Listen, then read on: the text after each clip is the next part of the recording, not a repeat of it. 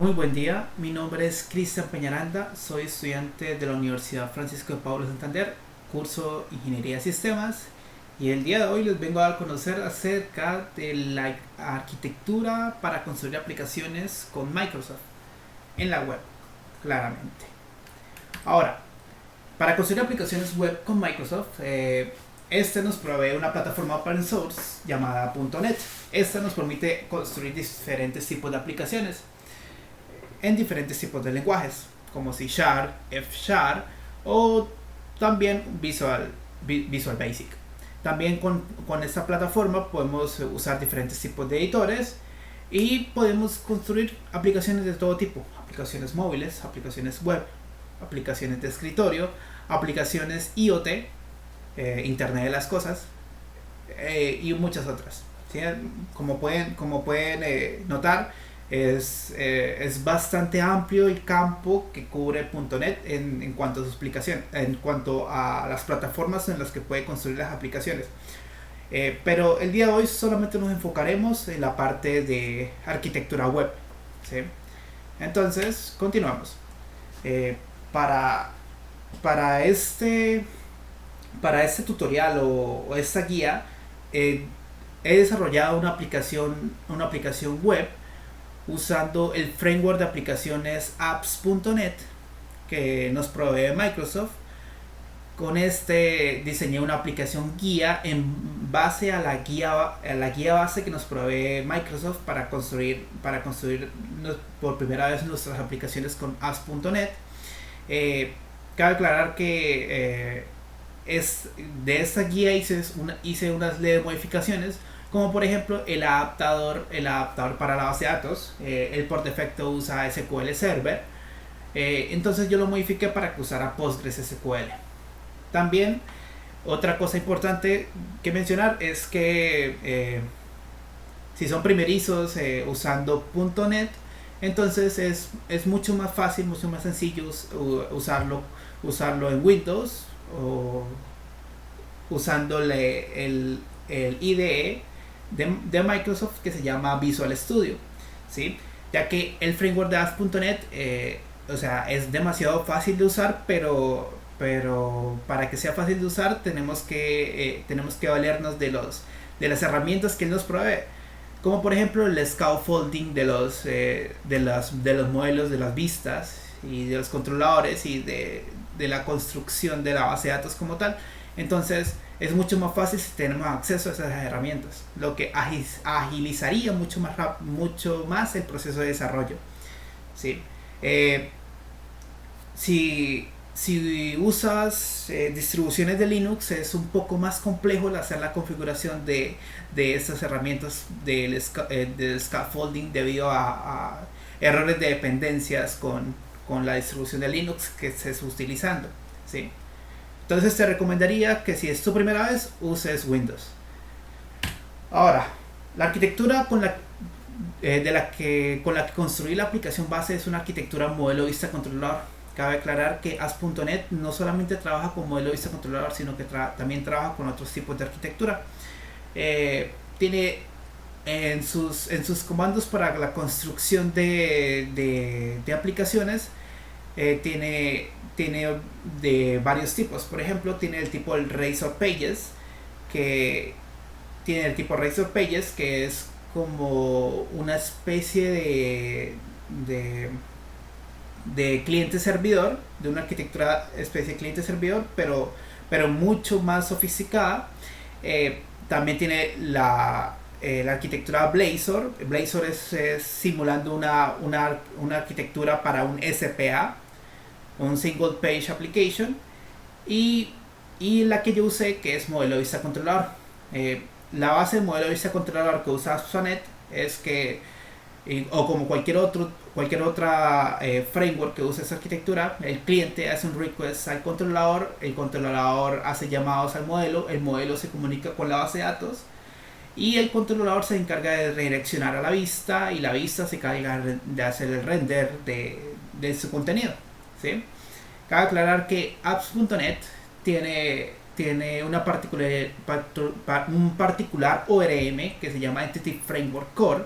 Este nos permite hacer la configuración de la base de datos de una manera demasiado sencilla, ¿sí? A través de archivos de contexto, ¿sí? Entonces vamos a ver acá esta arquitectura plasmada en el código, ¿sí? Entonces se los mostraré acá. Entonces, como pueden ver, este es el proyecto raíz de una aplicación creada para modelo vista controlador. Como pueden ver, hay archivos diferenciadores de cada una de estas capas: controlador, modelo, vista, ¿sí? Como pueden ver, esta arquitectura tiene una, ¿cómo decirlo? Tiene una filosofía, se podría decir, que es convención sobre configuración, la cual, por ejemplo, tenemos en el controlador un controlador que se llama Movies Controller. Eso significa que debes tener tiene que tener en la vista una carpeta que es llamada Movies, en donde tenga todas las acciones que estén mapeadas en el controlador, ¿sí? Entonces cada una de estas acciones mapean a diferentes tipos de vista, ¿sí? Entonces, si tienes una vista create, debes tener una acción create. Si tienes una vista index, debes tener una acción index, y así sucesivamente. Ahora, los que les mencioné acerca del Entity Framework Core. Entonces, el Entity Framework Core simplemente necesita que tú tengas un poco de un modelo, el cual se va a mapear con la base de datos, ¿sí? Entonces tú creas una clase básica con los distintos tipos de atributos que va a tener esa clase. Estos atributos son los que se van a mapear para cuando se vaya a hacer la creación de la base de datos, ¿sí? Esa es la ventaja que tiene el Entity Framework Core. Tú simplemente creas la clase, y aparte de crear la clase, creas el contexto que nos permitirá mapear qué clases van a ir en las migraciones. Entonces acá nos dice que vamos a usar el DB-set de Movie, del modelo Movie. Entonces eso significa que al momento de hacer las migraciones se va a crear la migración de Movie, y se va a crear en la base de datos de Postgres. Se va a crear en la base de datos de Postgres una entidad Movie con unos atributos ID, title, release date, genre y price, ¿sí? Para esto es fundamental que aparte de tener ese movie context, debes tener en el app settings.json la configuración de la conexión con la base de datos. En este caso, como nosotros estamos usando una base de datos en producción, lo recomendable es que si estás trabajando en un entorno local uses la configuración local, pero en mi caso se hizo con una base de datos en producción. Entonces se pasa el host, el puerto por el que se va a conectar a la base de datos, el usuario por el que se va a conectar, y una contraseña con la cual se va a conectar, y la base de datos a la cual se va a conectar o a la cual va a crear, ¿sí? Sí. Esto es muy, muy interesante, porque cuando tú usas el comando de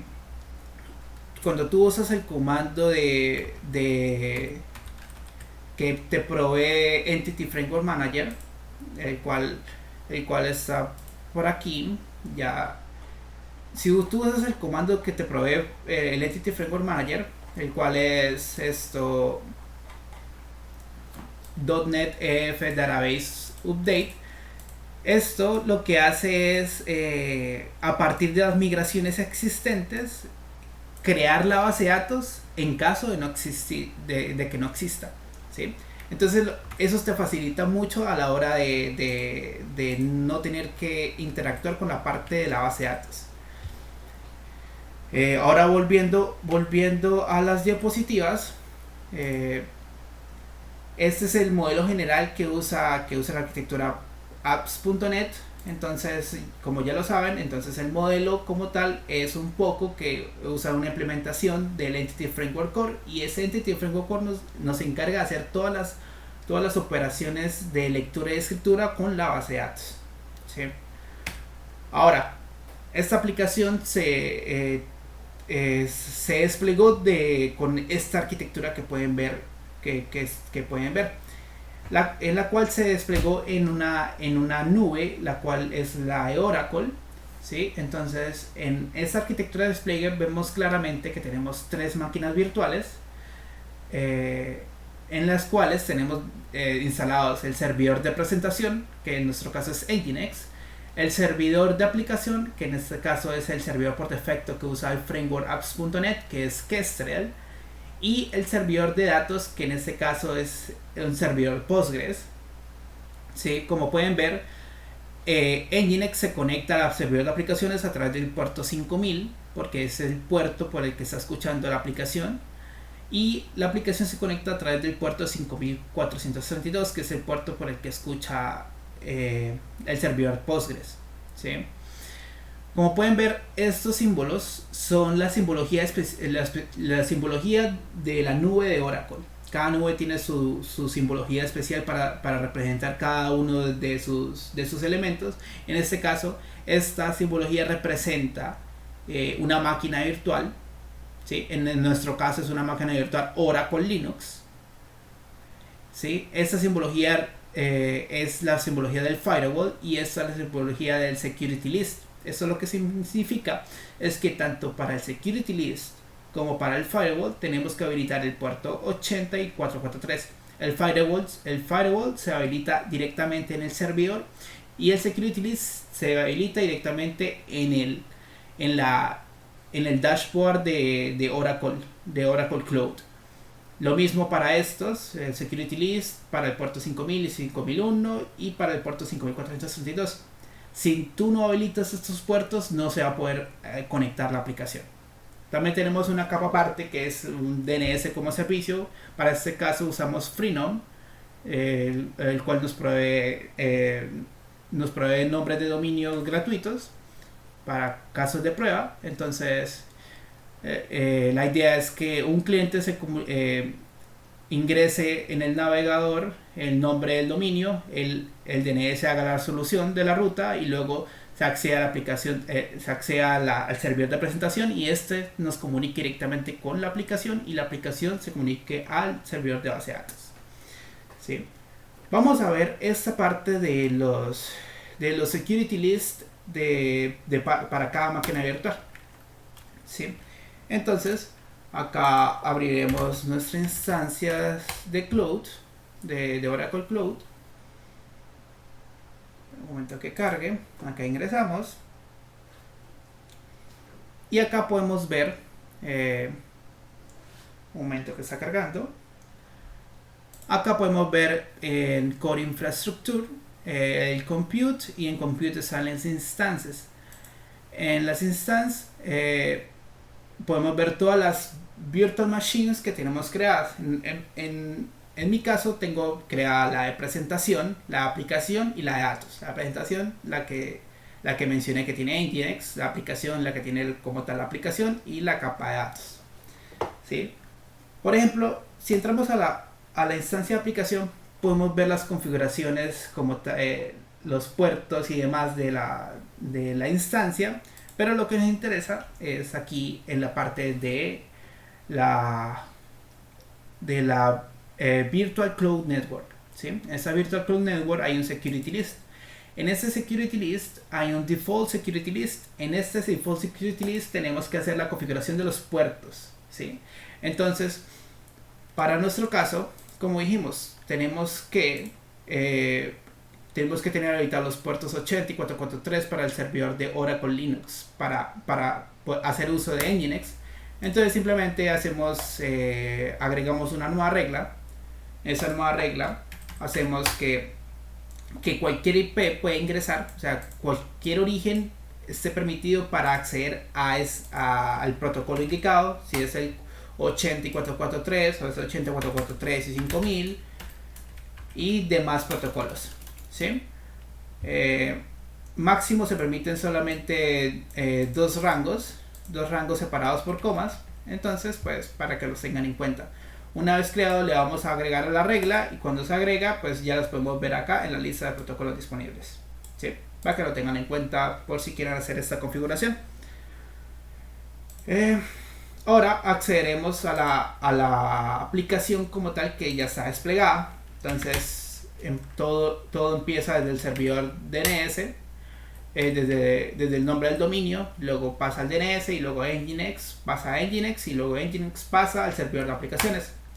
Entonces tenemos el nombre del dominio y nos redirige a Nginx, y Nginx nos redirige al servidor de aplicación. Ya acá en el servidor de aplicación ya podemos ver la aplicación funcionando.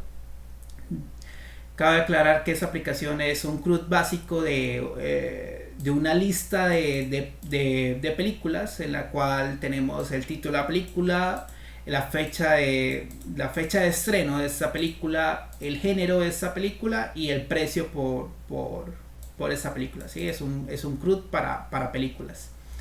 Entonces este CRUD tenemos las opciones de crear un nuevo registro. Entonces vamos a crear el de Avengers y colocamos la fecha de estreno, y colocamos que es de acción, y le colocamos un precio. Le damos crear, y cuando le damos crear, él se comunica con el servidor de datos, el cual tiene Postgres, y cuando se comunica con Postgres, ahí hace las operaciones de insertar y eliminar. ¿Sí? Tenemos la opción de eliminar, o devolver, o ver en detalle, o editarla, si es el caso, ¿sí? Entonces esto es el panorama general de esta aplicación desarrollada con apps.net. Así que espero que les haya gustado el video. Acá les dejo en el video el link al repositorio de GitHub y la aplicación en producción, que en este caso es de cristianleonardopm.tk, y el repositorio en GitHub, un repositorio público personal que tengo, en el cual tengo la aplicación alojada, ¿sí? Por último, un dato muy importante: ya que estamos trabajando con instancias de máquinas virtuales en nubes, es muy importante que cuando tú desarrolles proyectos, subas el proyecto a un repositorio de aplicaciones, como por ejemplo el que tengo acá, repositorio de GitHub. Y en este repositorio, ya teniendo un repositorio simplemente en la máquina virtual, como eso simplemente es por manejo de consola de comandos, entonces para que puedas descargar la aplicación de una manera sencilla en la máquina virtual, ¿sí? Entonces, para darte un ejemplo de ello, acá estoy en el servidor de aplicación. Acá está corriendo la aplicación en Nginx por este puerto. Vamos a hacerle stop un momento, y tendrías que instalarle Git a la máquina virtual para poder descargar fácilmente los proyectos. Si no, pues se te complicará un poco más, ¿sí? Entonces simplemente con hacer git clone y el nombre del repositorio, repository name, simplemente se descarga el proyecto y ya lo puedes utilizar en la máquina virtual, ¿sí? Es un tip importante que es importante resaltar, ya que si no se te complicaría un poco más la parte de usar el archivo del proyecto para poder hacerlo correr, ¿sí?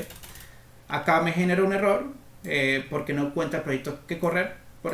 Por defecto el .NET Run command tiene que estar parado en el root de la aplicación que se desarrolló. Entonces acá me paro en la root de la aplicación, mbs, y acá si ya hago .NET Run y le especifico el launch profile, ¿sí? Y en el launch profile es donde se especifica en qué puerto debe correr la aplicación, ¿sí? Ya otra vez está corriendo y listo. Ese launch profile que mencioné anteriormente, acá lo podemos ver. en el launch settings.json. Entonces acá tenemos distintos tipos de profiles. Cada profile tiene su configuración distinta para qué URL va a servir esa aplicación.